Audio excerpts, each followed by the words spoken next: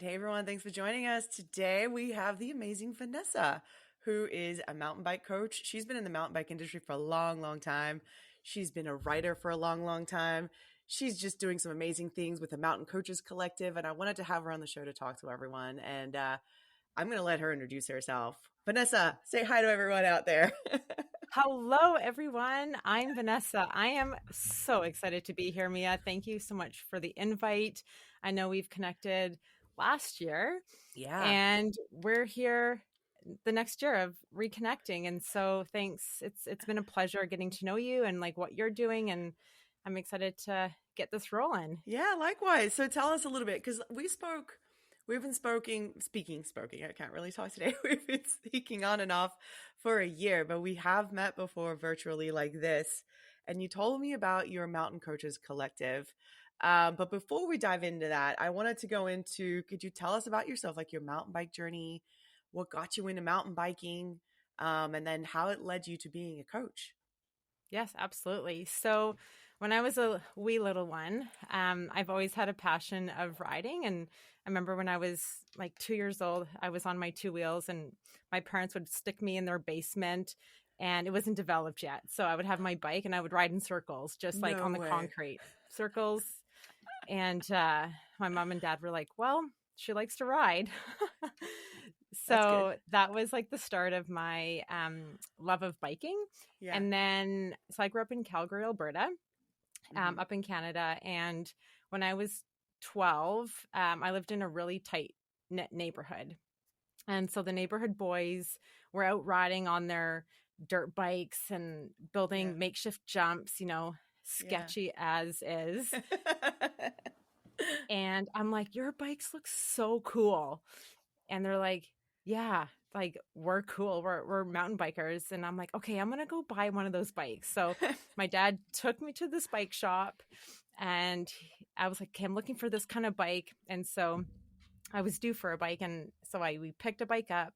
I brought it home and the guys were like, you're a poser. What are you doing with that bike? And I was like, well, boys, like, let me show you. So that was like the start of my That's journey. awesome. Yeah. And And they took me like to COP, which is Canada Olympic Park. wow. They taught me how to jump, drop. And then I had two amazing coaches at COP where they kind of locked me in of like, I really want you to race mountain bikes. And I was like, okay, I've never like thought of it. How old were you And at I that was time? 12, Oh, you're still 12. Oh still my 12. goodness. Yeah, Okay. still 12. And like, I just felt the sense of like freedom and excitement going down the trails. And I was in my own world when I was on my Yeah. bike. And so when I had these two coaches mentoring me throughout my racing career for downhill, that really instituted something magical in me. And Peter Matthews, he was one of my founding coaches. He's living in Whistler, and he has been an imprint in my life for learning the skills and just Yeah. being that cheerleader for me. And so throughout my years, I raced. I won Alberta provincial cups. I've won like female athlete of the year awards. Oh my So goodness. I was I was enjoying my racing career, Yeah. and I kind of came to a point in my life where I was like, okay, do I go to university or do I go to like race amateur professionally? And so I did decide to go to university in Vancouver, Yeah. and I still raced for fun. And that was a different change of pace. Mm-hmm. Um, and then when I was about 19 years old, a guy that I was dating at the time, he was racing Garbanzo. Mm-hmm. And unfortunately, he got bucked and he became paralyzed. Oh my Yeah. goodness. Like full on paralyzed or just from Like the waist down? sternum down. Oh my goodness. So it was like I wasn't there at that moment, but it was another like pivot in my life of like, oh my goodness, we all Yeah. ride together, we all do this. What am I doing? And so that really put a stop to my riding for quite a few years. So in Wow. my like early 20s, I sold everything and put everything away because I just had this like fear of could have that have been me? Like Yeah. who knows? Yeah. Um And so I tried other like sports, but like nothing felt or fit right with me.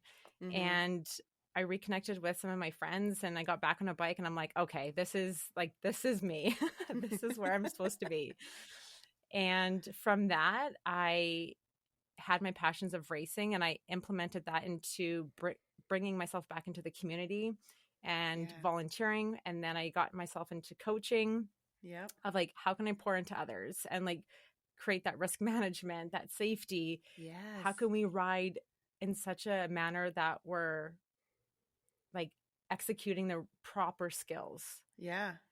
Yeah. just from my experiences in the past. And so, yeah, today here I am of like still being a part of that and creating passion projects for myself. And That's amazing. That's yeah, so it just amazing. keeps on going. So how did you wow, so much to unpack from that. How did you I know you touched on saying you felt like mountain biking was always right for you, right? You tried different Hmm. sports after that horrible accident with your partner, your ex-partner. How did you overcome the psychological aspect of Mm, that? that's a great question. Or is it something you're still working on, you know, cuz it's You know, it always hits home and it's always a memory that is imprinted in my life of like my life journey. mhm. But I really like I dug deep into it after of like, okay, this is reality and life happens. So what am I going to do as a person to help encourage other people to ride safely or to like avoid potential risks in riding? Mhm. And so that's where I really invested my time into getting professional coaches to coach me, um, going on webinars, putting myself into courses that are the gold standard on how to mountain bike coach. And so I think building up those skills allowed me to build that confidence in me of like, okay, like I can ride this, I can do this. I know the skills and the points of progression for me to become a really good rider and then deliver that for other people. Yeah. So I think it was like surrounding myself with those that mattered, that cared for the sport Mhm. and educating myself. And over time and through the years, I think that really empowered me as a rider Yeah. to overcome that. But again, like it's always a memory that I've had, but it doesn't stop me from my riding. That's amazing. So Yeah. yeah, that was going to be my follow-up if it hinders you in any way from continuing to ride the way you do. No. But you're right. You know, I was not listening. I was on a podcast last week and we were talking to this woman who's an amazing free rider and she's had several injuries as well. Different style of mountain biking, I guess, that not a lot of people do. Like she does the gnarly, like Red Bull stuff, like the gnarly, Oh, that's amazing. but she also talked about how you touched on it. It's about who you surround yourself and how you educate yourself that you Mhm. overcome injuries or you gain confidence on the bike, right? Because those are the people that are give you the real tools and resources to be a better rider and have the confidence in yourself to continue riding. Um oh my god, you're amazing. So are you racing today? I know you've had a lot going on in your life recently, but do you have any races coming up? I don't You have. training for that? Oh, you know what? It was funny. My husband was like, "So you're gonna race this year?" I'm like, "I haven't even thought about it." Mm, I don't know. I can't answer that. I think maybe like maybe a fun community race. Because right now, like I now live in Kelowna in British yep. Columbia, and so there's a ton of different races that are going on, Yeah. and I may pop my name in and just race for fun to see uh, what it's like. I'll let you know if I do. Yeah. Yeah, for sure. That's a goal of mine is to do a race for fun, like just for me to do. I've always wanted to do that. So was this injury that you experienced, not you experienced, your partner experienced, that this Hmm. horrific accident that you saw and educating yourself and be wanting to be around coaches and being a safe rider and teaching those people those skills, is that what kind of inspired you to begin the Mountain Coaches Collective, or what was the Yeah. reason behind that? I think it's a compile of my life growing up from like age 12 of getting that first like real mountain bike. I remember I had a green Kona stuff. Oh That my was the goodness. bike.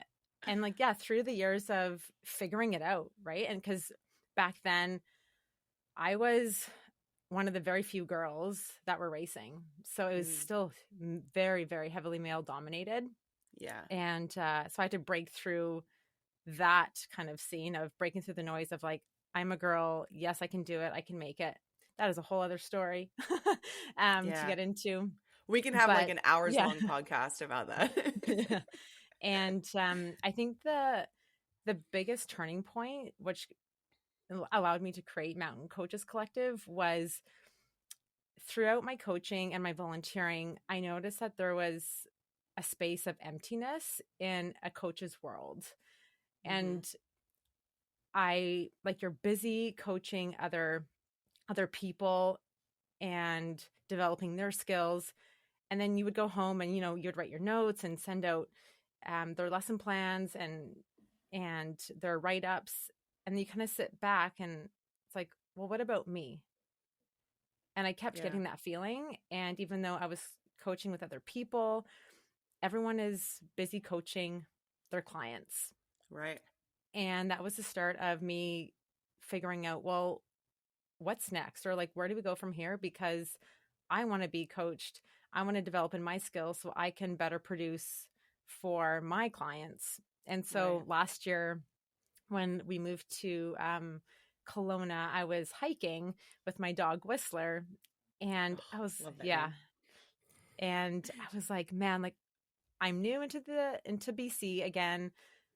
And where do I start? Like, I just feel lonely. Like, I don't really have anyone to go to, but I have such a passion for riding and coaching other people. And through that hike, I came up with like Mountain Coaches Collective. I'm on a mountain. I want to have a collective environment and let's go mountain biking. So that's really how that was born. Yeah. And I just put an Instagram page together and was like, I want to be a global community of professional mountain bike coaches where we gather to inspire and grow and create an Yep. impact in our mountain bike coaching through our unique experiences and education as a collective. And so Yeah. that is my purpose. That is my vision and calling to That's inspire amazing. everyone globally. So So yeah. that's amazing. Like if anyone's listening, you should definitely connect with Vanessa. I'm going to put all her information down, but how is that going? Can we help you with any of that? Like do you have retreats? Do you have anything set up? Like do you have things coming up where you're going to do stuff like that? Like connect women Yeah. together for coaching? Me, I'm so glad that you asked me. Oh gosh, I have so many cool things. So, okay, so we just had a webinar last week um on level 2 air with That's right. PMBIA. It You was, emailed me. I was in Australia when you I emailed me, so I'm know. sorry about that. That is okay.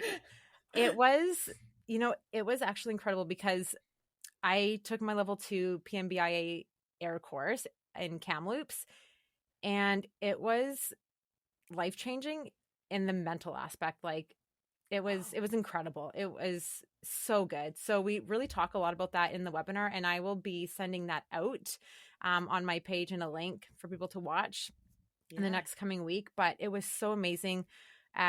So Ross Dunlop, he is one of the best mountain bike coaches in Whistler. He Mhm. works for PMBIA and ZEP mountain bike camps. And then we had Mhm. Josh Whitmore, who is one of the top mountain bike coaches in the States Yeah. through MTB Skills Factory. And they were both on with our other panel of coaches, and the dialogue, the questions, it was blowing my mind of like, how cool is this that we have Yeah. someone from Canada, someone from the States, and coming together to inform and educate other riders who want to become coaches Mhm. and educate us as coaches of progressing our skills and talking about Mhm. the experience. So you guys have to take a look at that. Yeah, for It sure. was really eye-opening. So we did that. And then on June 20th, we are hosting another webinar with Jen Cates. You might know her. I know Yeah. Jen very well. So she's with, she has her company Shift Human Performance. So we're going to be talking about ways to minimize lower back discomfort or pain as a coach. We're on our bikes a ton, like day in, day out. So what skills can we, include and be proactive in our riding? So throughout the year, we're hosting webinars, and then just it's a platform for those people who have their own mountain bike coaching business or networking business. Let me know, because I really want to help build your own companies up with this platform. So that is like an ask of those that want to get more exposure. I am here to help connect people together. Yes. So that is yes. Yeah. It's so exciting. We need resources like that. Like you said, especially for coaches who are so busy with their clients. Yeah. I just had an idea that I'm going to share around your webinar, and obviously I'll share all the other ones that you have as well. But I think I'm going to create a page on our website to have you on there. And then just every time you have something, it'll link it to your page and people can just come up on their own and find their thing. We could talk after. We could talk after this. Yeah.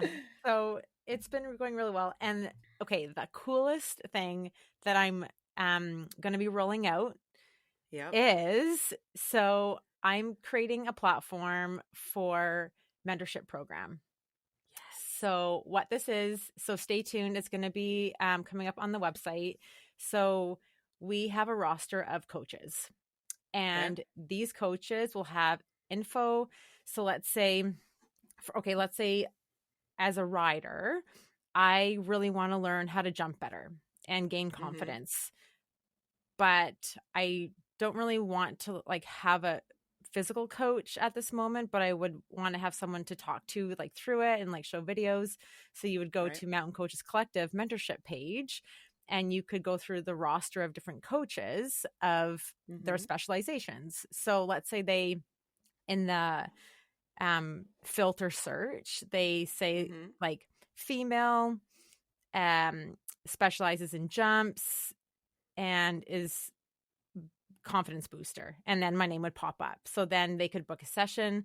They're committed to a month, and if they want to have more coaches to mentor them, they can. Like, there's a no commitment policy. And so I'm so excited to get this going, because I think it's the next level up with Mountain Coaches Collective.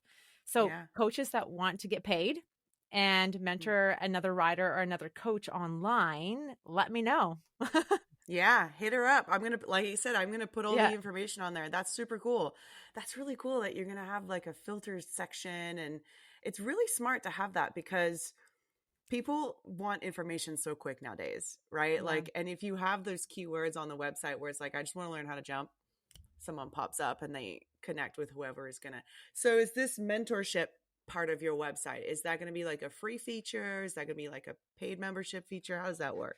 So there's going to be different scales. So a part of it, like you could buy a subscription, and that could get you like free ebooks, the webinars, free like teaching. And then you can also go through a paid program of like monthly memberships. So depending on what type of coach you want will determine the price. So let's say you wanted to be mentored by a level 1 coach or a level 2 coach, level 3 coach, and the price will go up in scale depending on the level of technique, experience, because those coaches are professional, and I really want to give back to those coaches in a monetary way as well. And for them to promote their business. So it's like a twofold. So it's a way to gather people together and display other cool skills, features, because sometimes as coaches we have to create different games or different skill developments, and sometimes we just get stumped, right? Yeah. So it's like, who can I go to, or what can I do to just get some clarity, or talk to someone to get creative ideas? And so Yeah. this is a platform to do that. That's amazing. Hmm. That's really cool. Yeah, because things are changing too. The industry evolves. The way what people want to learn evolves. How they approach it is going to evolve. I mean, that's really cool. It's good that you're creating like a support system, really, for people to come on board. And um, so, being that you're a coach, we always ask this question. We always ask these questions of coaches. When I had Emma on last time, I asked her this. Uh, what is the best, worst advice you've ever been given? So, you know what I mean? Like the Oh, worst advice that you've ever been given in your, as you were looking for coaching, that is like the best, worst way. Am I making sense? oh yes. Did you use it? And I can include a story to that too. Yes, please. Okay. So the best worst advice would be teaching how to drop. And Okay. they say lean back. Lean back as Mm, far as you can. You know. yeah. All right. All right. So I was with my neighborhood buddies through after the coaching, and they were coaching me. And so it was about, I don't know, a 7-foot drop. And Yeah. I was in grade 7, puberty, very discomfort, like uncomfortable in my own body at that point. And I was like, okay, I'm going to do it. So they're like, get a lot of speed and lean back. So I Okay. did. And I go off the drop, and I lean back too far, and my rear wheel catches my pants and everything with it, and just like rips my pants down. I crash, and I'm like naked on the ground with these No. like 4 boys looking down. Oh my God. and Oh my God. You poor and thing. I was like, oh my gosh, like what the heck happened? And everyone was stunned, like they didn't know what to say.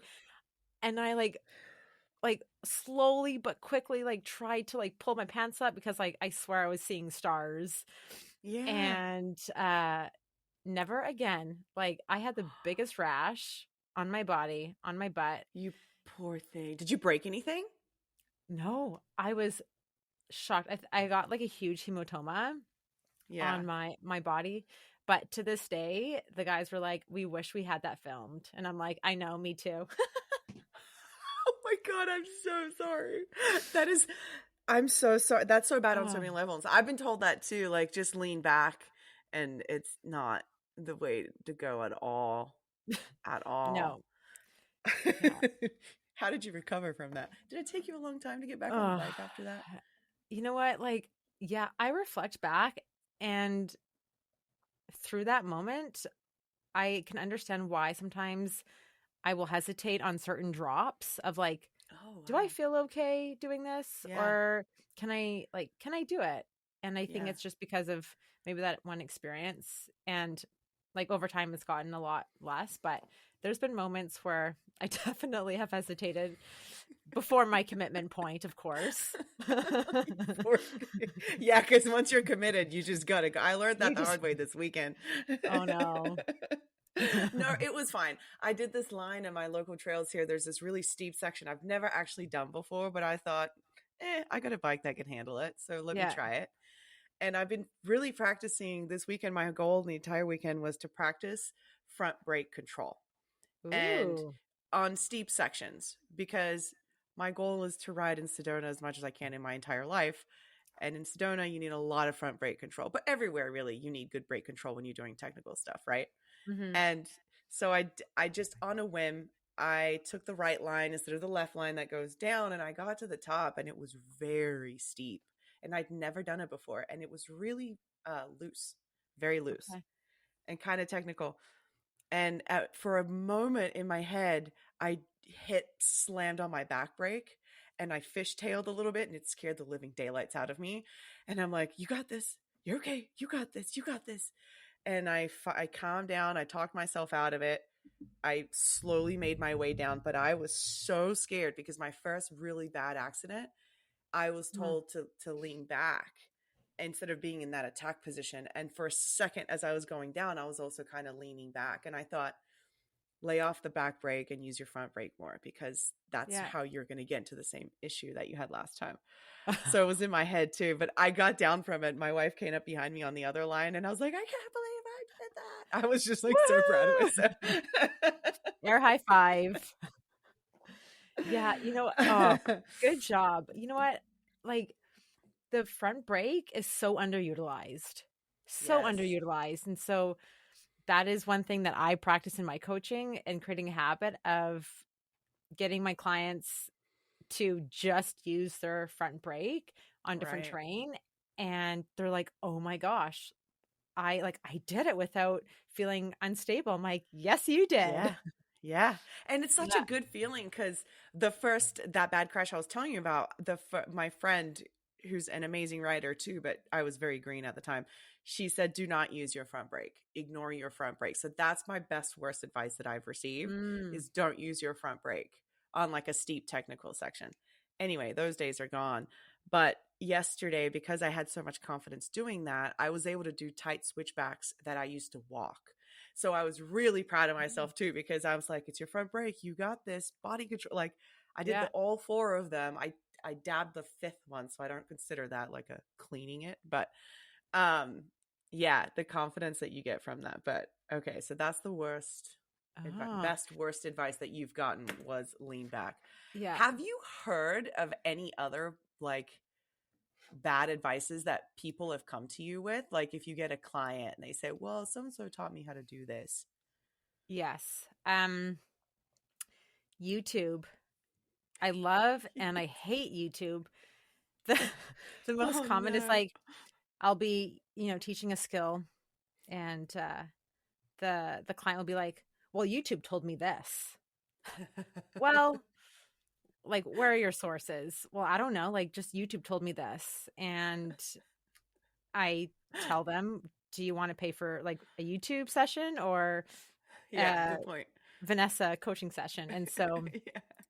and yeah, so it's funny. YouTube is like the platform that people tend to use, or them riding with their friends and just following their friends, and their friends might be good riders that are fast but may not have the technical skill to implement, and therefore Hmm. monkey see monkey do. Right. And I think that kind of catches people off guard as well. But if you're riding with a seasoned rider who understands like the skill development and is Yeah. um determined in applying that skill, then you can follow them through. Yeah, you said the right word. It's the skill development. It's the people that understand how they've developed that skill, how they've gotten there, that the ones that you can teach and feel confident on. Because you're right, following your friends and they can't verbalize how they know Yeah. that skill or how they got there is not the best way to go about it at all. Okay, Um, question for you. yeah. Just quickly going back to the back break. I had an aha moment a few days ago. Hmm. And do you think us as humans use or tend to use the back brake more because as children, our little bikes have like the back brake pedal? We just, they usually don't even have a front brake. And so I'm really curious to know, is that part of the reason of why we rely more on a back brake? Because as children, that's all we've used. I think so. I think you have a point there. And I'm going to use the good example that happened this weekend. My godson is 7 and he needs a new bike and his mom wants to get him a bike with both brakes on it. And I'm encouraging that so that he can learn the skill of using both brakes. And the dad was like, "No, you should just get one with a back brake. He only needs a bad brake. He's going to go over the handlebars." And I was like, "Well, actually, no, if you teach him correctly." So yeah, I think you're right. It could be because there's always that fear in your mind. At least it was for me when I first started riding of like, "Oh, I'm going to go over the handlebars if I use my back brake," right? Yeah. Instead of being taught how to properly use your front brake. Yeah. Anyways, that sidebar, but that just, I was like, So oh, do you agree with that too though? What? Is that your aha Uh, moment of us as kids using just the back oh, brake? I think so. Like, I Yeah. honestly think that's been ingrained in us.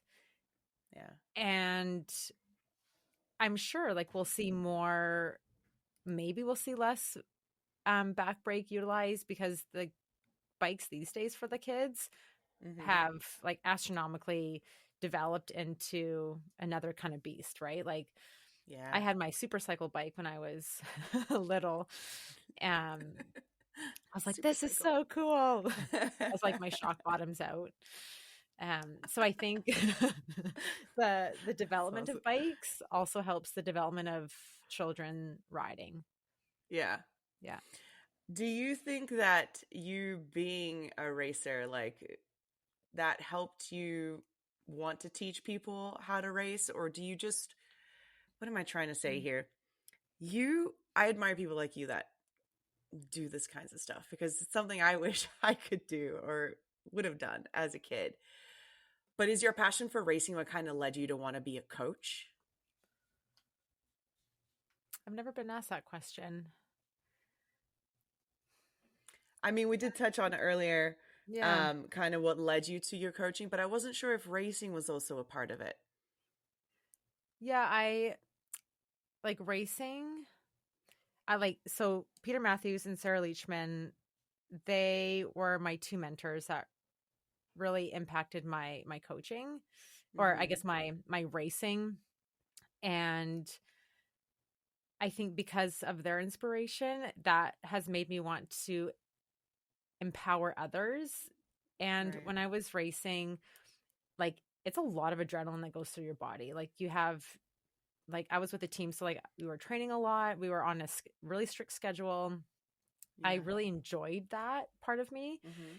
in my life, but it also came to a point of how much am I gonna wreck my body? Like, Yeah. and that's probably where I stopped of I really pushed myself to like the limits and I didn't want to do that Yeah. anymore, even Yeah. though it would have gotten me, extra like less time on the clock and it almost stressed me out. Like it was a very stressful moment in my life where the clock was my enemy at some points Hmm. and I didn't want to fall out of the love of biking. So before that happened, I took a step back and said to myself, like, what else can I do in the mountain biking world that I Yeah. still would really love and enjoy and continue my progression as a rider? So Yeah. that's where coaching came alive because I Hmm. also had good mentors when I was younger. Yeah, see, the mentorship thing is it's key. It's absolutely key. That's why it's exciting that you're having the mentorship page on your website because I think regardless if you're a coach or not, or you just want thinking about being a coach, like the mentorship aspect of it is really important. That's so Yeah. exciting that you're developing that, Vanessa. I'm so excited for you. Oh, Well, I'm thanks. excited for other people. I thought the Yeah. other day, I was like, should I become a coach? Maybe I should do that, but I have a long way to go before I do something like that. Well, what makes you think that? Like when you say a long way I to don't know. go, what does I that don't feel look like like to you?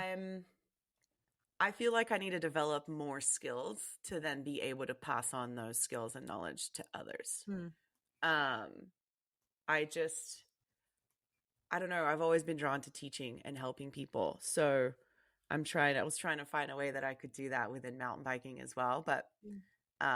I just admire coaches. You guys know so much. And teaching in itself is very difficult. Like you have to be a good teacher to be a good coach. Not everyone can do that. Hmm. So I admire that as well because teaching is hard. Teaching is really hard. Yeah, it's well, one encouraging part that I would give to you is either shadowing or sweeping during coaching sessions. So if you know a fellow coach and you can ask, hey, can I shadow you? And then that actually gets the ball rolling of listening into them and how they coach, how they manage the group, how they manage their skill development. Because sometimes you could have a group where one rider is really progressing and then another rider isn't as much in the progression stage.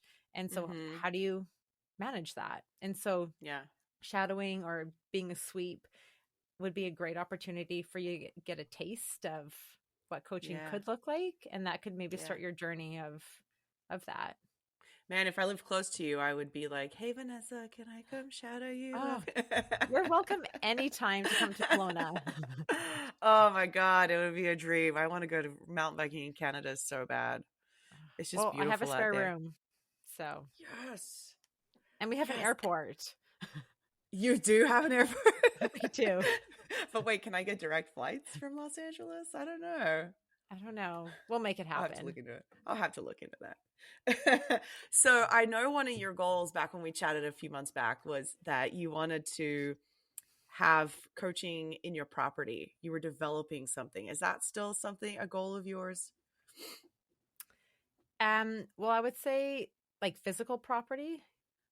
Yeah. I thought for some reason I could have sworn it was you that I was talking to that was a coach that was like, "Oh, I would love to buy property and make that like my coaching hub." Oh, well, yes, that would be nice.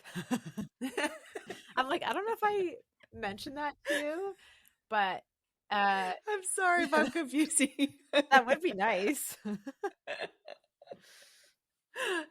Oh goodness. I well, like where I live right now, the trails are literally outside my door.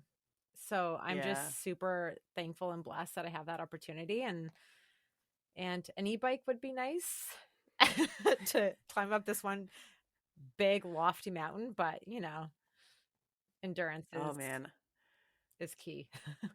That's one thing keeping me from getting an e-bike right now is I really want to work on my endurance, and there's nothing like just getting on a bike and doing it.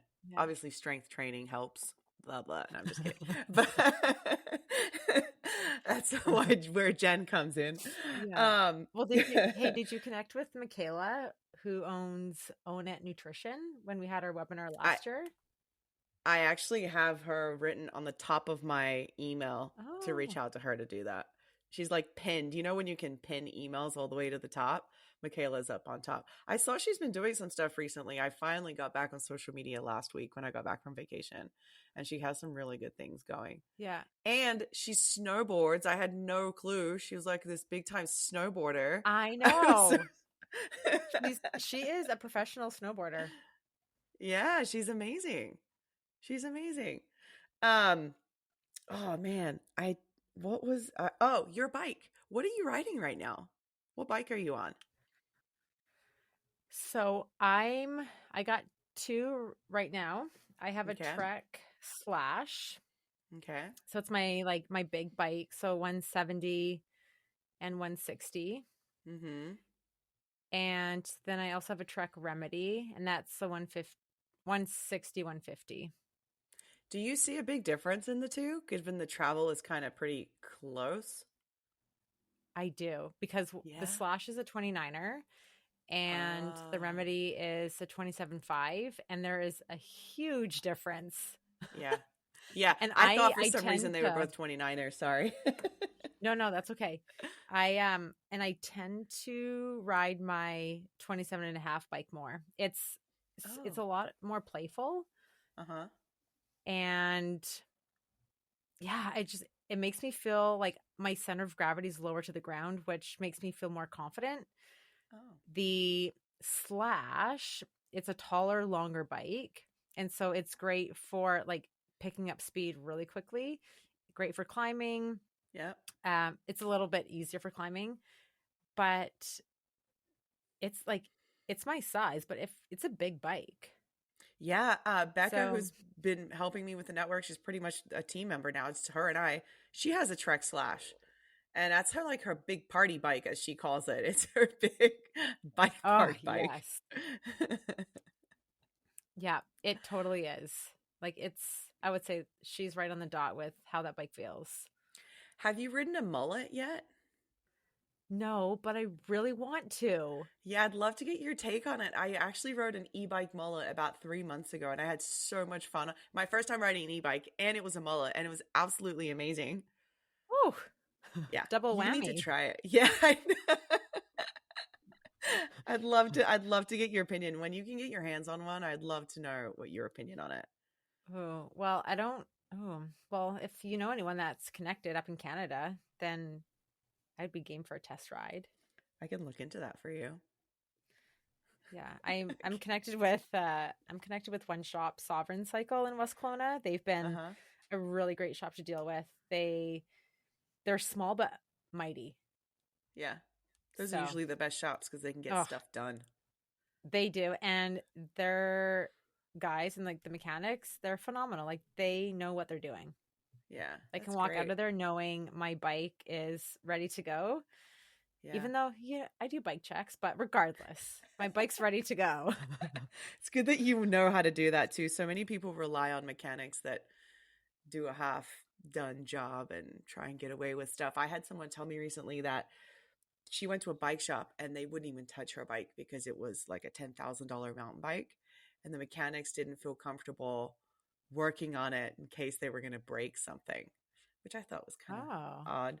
But I well, mean, yeah, like I've learned through experience. And like even as a coach, when I turn my coaching brain off and I just want to go ride, sometimes I don't always like, I just want to get on my bike and play. But I have learned from experience. I did that once last year from another bike shop and I was riding, and all of a sudden I'm going around this corner and my wheel is going straight and my handlebars completely shifted and spun around, and I crashed so hard and like banged up my knee, oh my God. and they forgot to tighten my headset. No.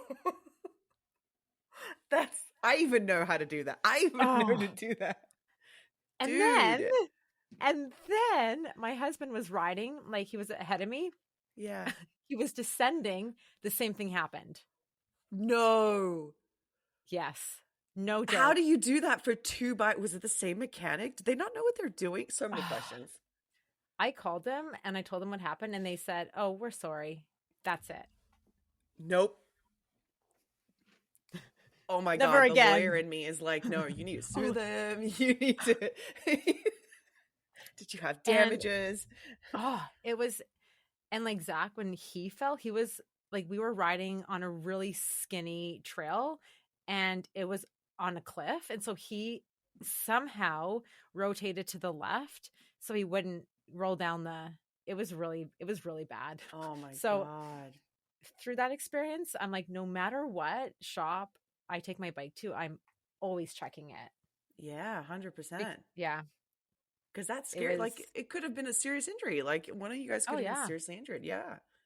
yeah. Jeez Louise. On that happy note, Check your bike. check your vibe, people. Make sure that even if you trust the mechanic and, they could be having an off day. There's your PSA for the day.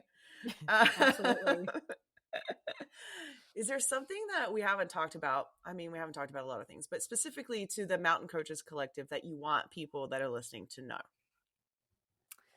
I want people to know that this being a new platform, don't be shy to reach out to showcase your own mountain bike coaching company. If you have ideas or thoughts that you want to speak about through a webinar, like I am so down and happy to provide that platform. So Yeah.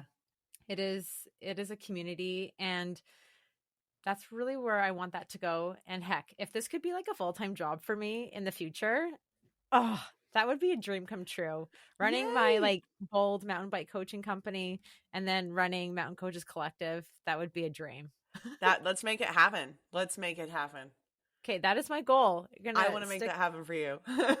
Okay, amazing. That's my goal with the network. We'll get there soon enough. Well, you guys Um, are growing so rapidly, and I'm so proud of you for that.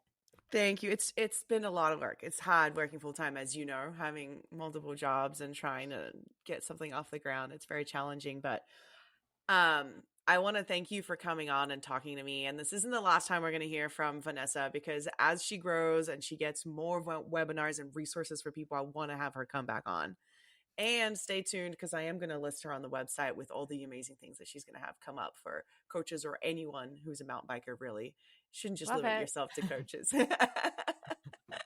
Well, because coaches are riders too, Yeah, right? exactly.